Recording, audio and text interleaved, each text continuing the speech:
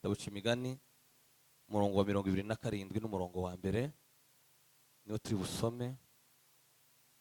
Iryo jambo Imana yashize ku mutima. Imigani 27 n'umurongo wa mbere haravuze ngo tukiratana iby'ejo kuko utazi ejo uwo munsi uzacana. Ndasubiramo, tukiratana iby'ejo kuko utazi iby'uwo munsi uzacana. Amen. Ushobora byose Mana, ntakibasha kurogoya imigambi yawe. Ndaguhimbaje amanywa y'uyu munsi wa none kuko turi kuri uyu munsi wo kwibuka umukozi wawe wakumbuye ukamuhamagara. Mwami, ndagushimye kuko wabishatse, ko wabikoze nk'uko wabishatse.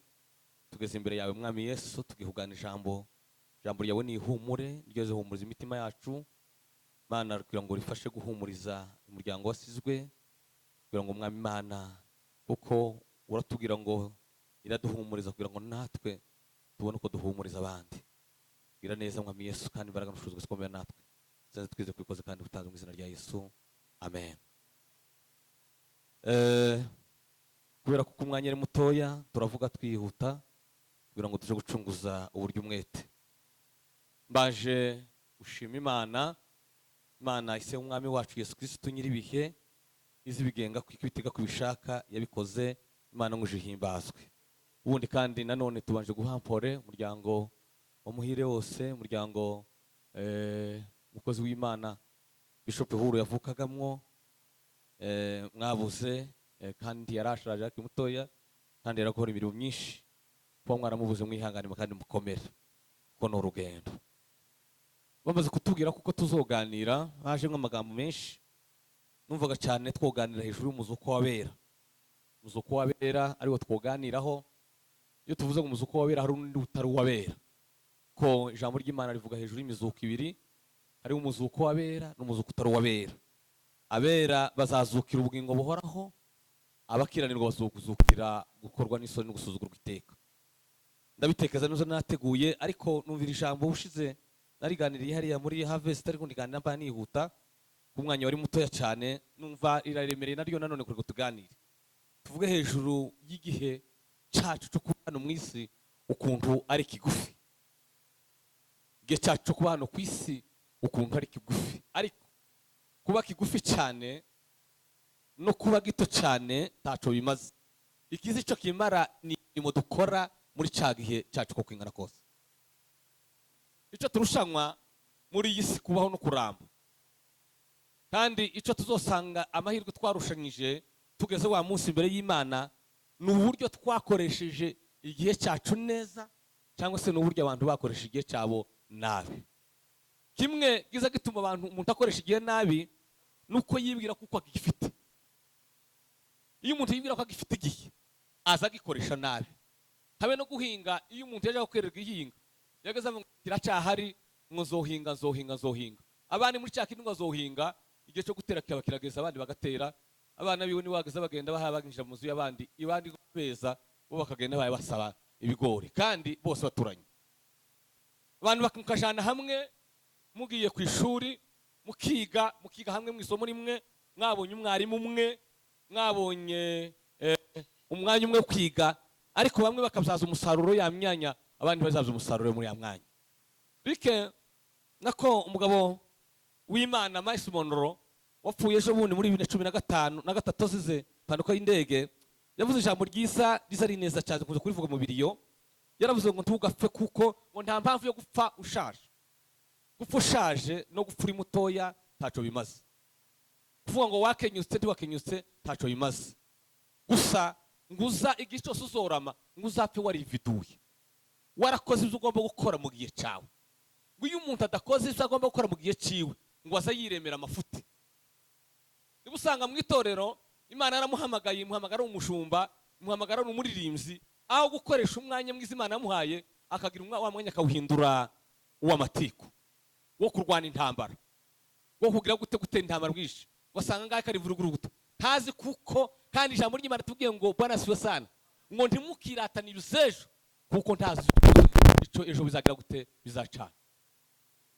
Kwese twari muri rimwe zagazarimba kera azasema kavuga ngo imibereho y'umuntu ni ibanga rikomeye, ngo azamenye iminsi amaze ariko ntamenye igize gute izaje ngo ejo ni ibanga ry'Imana.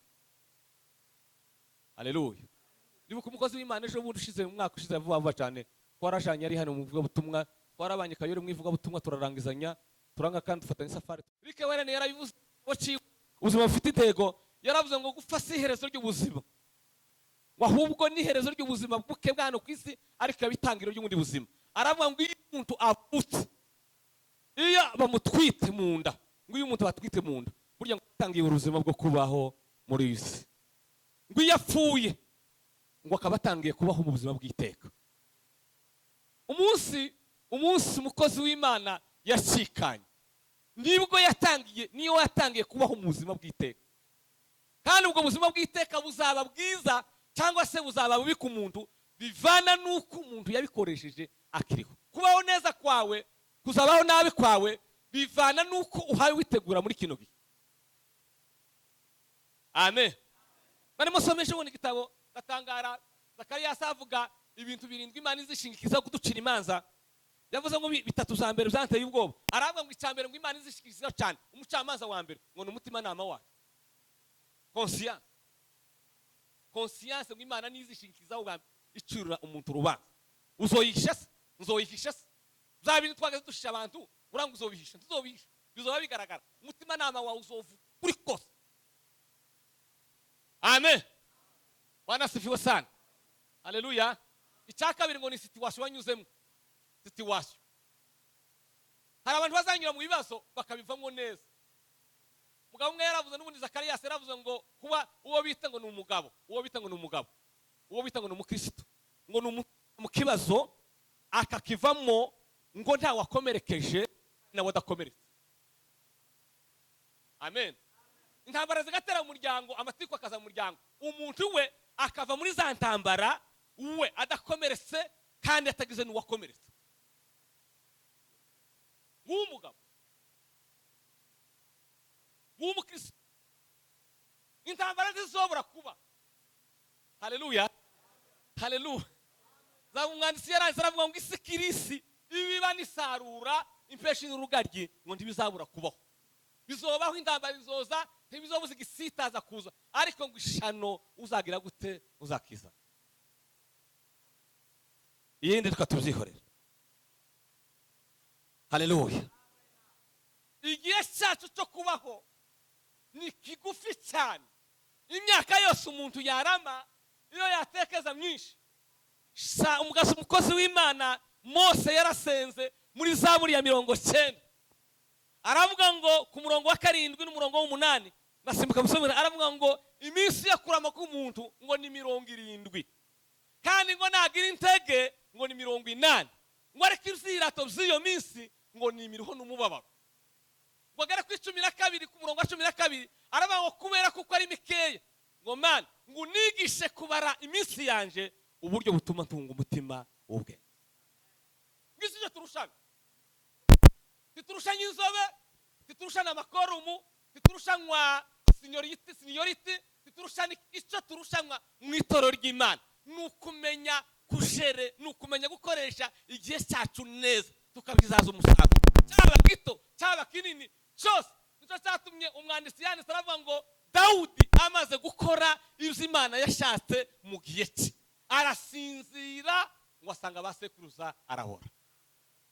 Mose Monoro yavuze impamvu amahame 5 10 nako azatuma umuntu ngo agira akamaro mu gihe cyiwe. Impamvu 10 ngo zazituma umuntu agira akamaro mu gihe cyiwe. Impamvu ya mbere yaravuze ngo nuko umuntu abaho mu buzima ufite intego. Imana yaguhamagaye, intego yawe ufite ni yawe. Gupfa kuzoba ntawuzo. Mwanditsi yarasaba ngo se ninde uzabaho tatu, ninde uzarama tatu. Samuel yaranditse wa mbere ku 12 no ku murongo wa 14, aravuga ngo twese tuzapfa ngo duse nk'amazi amenetse atokugera ku yoruku. Nawe uzo habe niyo bakuvura, habe niyo uzoja ukazoja hehe mu baganga ba mbere, iminsi yawe ategetse. Yobo yaravuze ngo umushiyaho urugabano ngo atarenza nubwo yogigenza gute. Dawudi avuga neza, aravuga ngo warandondoye uramenya muzimyicariye nje imihagurukire yanje. Avuga aya magambo yose mu ijambo ritarakuri miwamini mumenyera kure cyane izo nibwira. Aravuga ngo ushize ukuboko kwawe hejuru yanje kumenya igitangaza kingana gutyo kiransumba ngo ndase sinyasha gutahura. Aravuga ngo iminsi yanje itarabaho numwe yose ngo yari yanditse mu gitabo cyawe. Haleluya. Bwana sifiwe. Twese nawe nawe uzokugeraho ariko ibanga rikomeye cyane ufite ko ari gitoya ngiye kuvuga ukuntu bibiri kigereranya ese gihagaze umute kandi ikintu kizambere kizaguhamiriza ni umutima nama wawe. Nta mpamvu y'ubuhamya, nta mpamvu y'ubuhamya, nta mpamvu imbere y'amaso y'Imana ikizaguhamya ni zamiri yawe sasa bizokubwira ngo wa munsi narakubwiye wa makuru. Imana itubabare, Imana itubabare. Muri ibyo bivuga ngo data buja azabukora nacobora ngo kwisu umuntu ni kiriya gihe yangi ngimi n'urukundo yangi iminsi yaje bora siyo sana ngo ni nyirangi imirimo yaje ni nyirangi ngo azampamagara ageze mu. Haleluya. Yo baba ngo wampamagara mwani ngo no kwita ushatse kureba imirimo y'iki yabuze. Ntawapinga zavuga ngo kiriyo cyane kuvuga amakuru ya mwene wacu tomuvuga igeze kuvuga aravuga ngo we tazofa abane kuye kutazofa ngwe mufuni ruza ngo azafata hamwe n'igitano bazareba kuri zo mujana ubu bituma tarifashe. Amen. Bituma tagize gutatarifashe. Haleluya. Bwana sifiwe. Kandi Imana igira gutatu zihamagara, igira gutatu zihamagara, izirembuza, izihamagara ijwi, twegereje impanda y'Imana n'ibintu bitatu. Iyo umuntu arwaye akarwara iminsi mukagaragura nka kure kukozi w'Imana kure n'ijwi ryamuhamagaye akamamagara. Ariko iyo kurembuza yigize gutya umuntu azamasoka ari muzima mwambona ni muzima ahora gutya akabakubita n'imodoka ikabimugonga ikamukubita ntagize inkubika Imana ikamukubita burya Imana iba yamurembuje ikabwira ngo ngwino. Sasa ikibazo tuzi uko izokurembuza, tuzi niba ari ijwi, tuzi niba ari impanda. Ariko isacu ni Yesu yabivuze neza aravuga ngo muhore muri maso ngo kuko mutazi umunsi n'igihe. Isacu ijwi, isacu si kurembuza, isacu si impanda.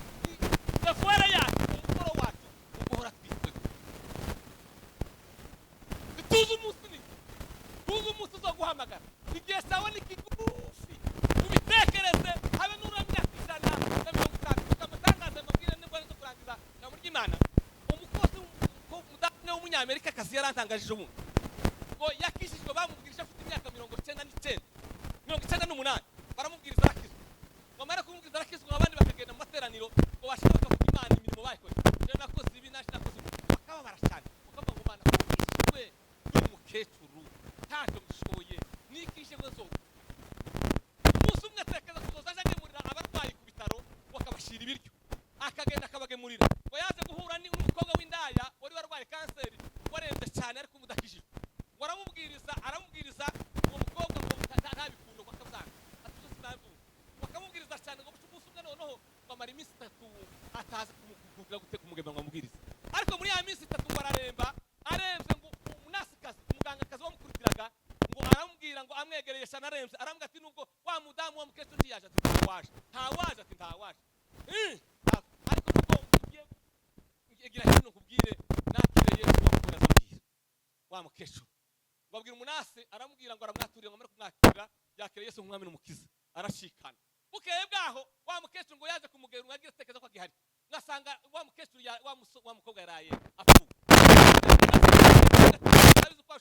Urashaka wa mukobwa wari urwariye hanga kanseri yaraye arangije yarapfuye ariko shimwe kuko yagiye gufara ampamagara arambwira ngo ngwino wegere bugufi bwanje nakire Yesu wa mukecuru azambwira ati none bari bakiri mukecuru ngo atahanezerewe materane nimugoroba bahuye na bagenzi biwe ngo aravuga ngo ashimye Imana nawe kuko ngo nubwo yopfa umusiba none ko bashe kugarura Imana intabimwe.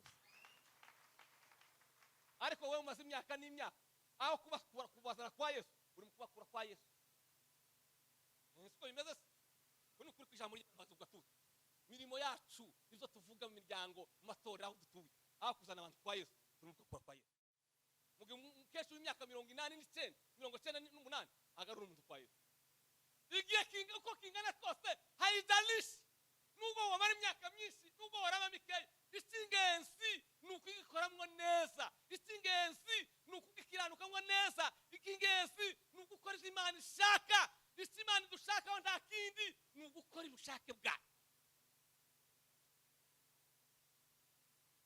haleluya duhe Imana icyubahiro ndangiza haleluya umva bibiri kunze zivuga iminsi yacu kutari mikeya bizi yita ikavuga ngo iminsi yacu ngo imeze nk'impaye y'amaguru umwiru w'abandi abatrete bazi kwirukanka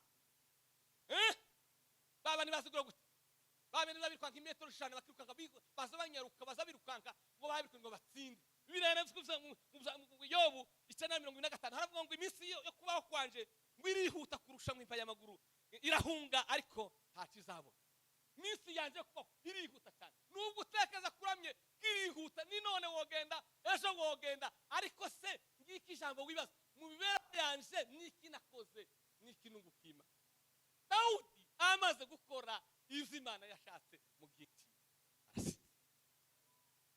twese umunsi umwe tuzosinzira jewe nawe tuzosinda kuko umukozi w'Imana arasinziriye ariko niba twarakoze neza mu gihe cyacu haleluya babeshe umunyamerika yaranesheje cyane namusoma inkuru ziwe yari umugabo wageze ugemura amata muri leta zose za Amerika ejo bundi agurisha ibintu zose yari afite amaze imyaka 2 abigurishije ngo ategereje kugaruka kwa Yesu yarabigurishije yari umukire w'umuhanga umutunzi w'umurego yageze agemura amata muri leta zose 50 na zingahe za Amerika ejo bundi arabigurisha byose ngo ategereje kugaruka kwa Yesu ariko abantu bamashije yewe abandi bamashije nawe urashaye ibintu byose Yesu aza gutangarije haleluya ngo tuba turi mu ijuru twaba ngo mu mubiri tukaba kure y'ijuru niba utuye mu mubiri niba ukiyoborwa na kamera utuye kure y'ijuru ariko niba ukiranukira Imana uri bugufi bw'ijuru nuwo yo guhamagara none ni incuri yo yizowe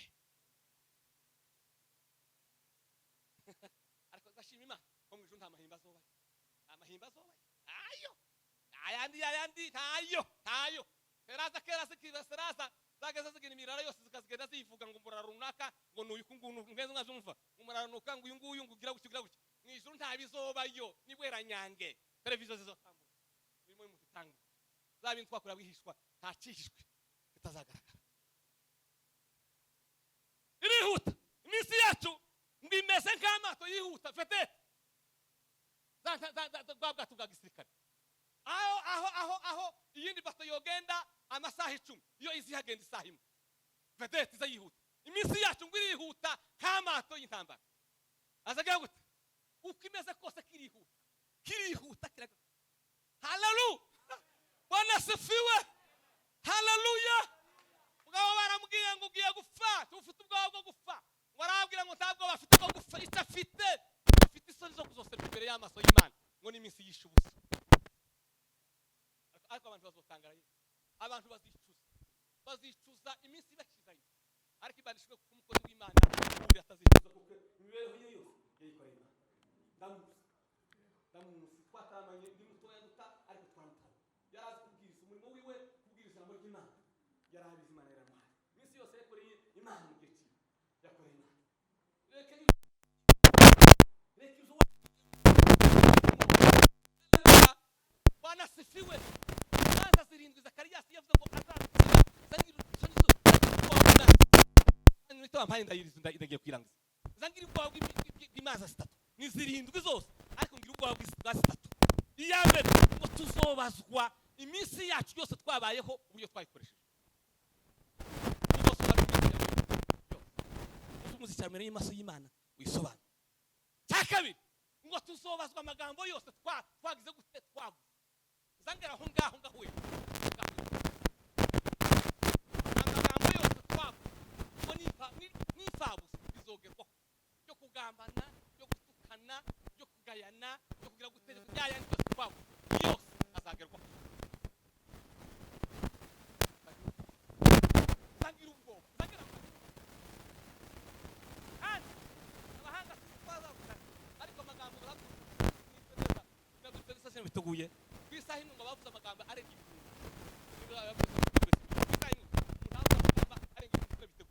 menshi noneho imyaka waramye yose uzoyabaza yayandi yose yo kubesha yo kugira gute yo guteranya yose aranditse uzoyabaza zangara aho ngaho gatatu ngo nibyo twahawe ubwo twabikoresheje utunze twahawe amen haleluya tabagana umugabo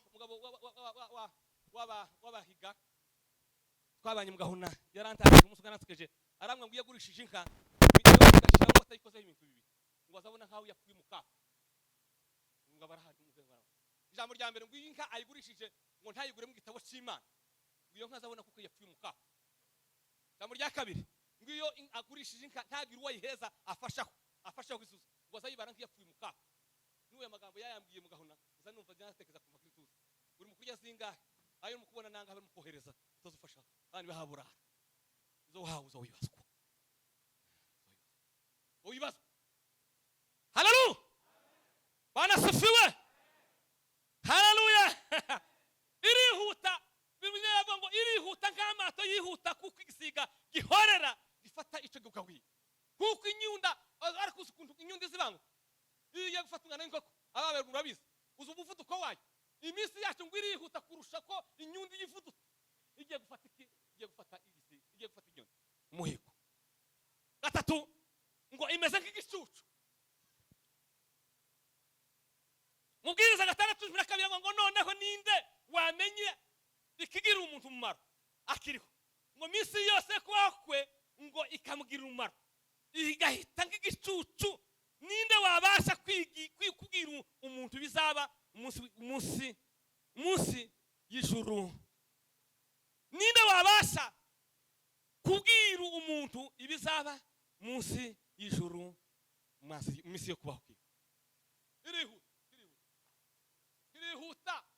irihuta irahita muri nzara ngo iminsi irihuta irahita vuba kandi kwita ariko abantu bapfa ngo batamenye umukiza ngo hari ico wakora ugikorana umwete utabaro we gukererwa oh haleluya bwana sifiwe atawuja nzamukorera ndacogora kwiza ubuntu n'urukundo mfitiye maze imirimo yo mwisa zampa ninyirangiza azampama garangeze mu ijuru munsi hazazurwa abafiriye muri we bave mu bituro nk'umucunguzi we bazahurira mu ijuru n'abazaba bariyo nzaba mpari nanje sinzaburayo bimarishwe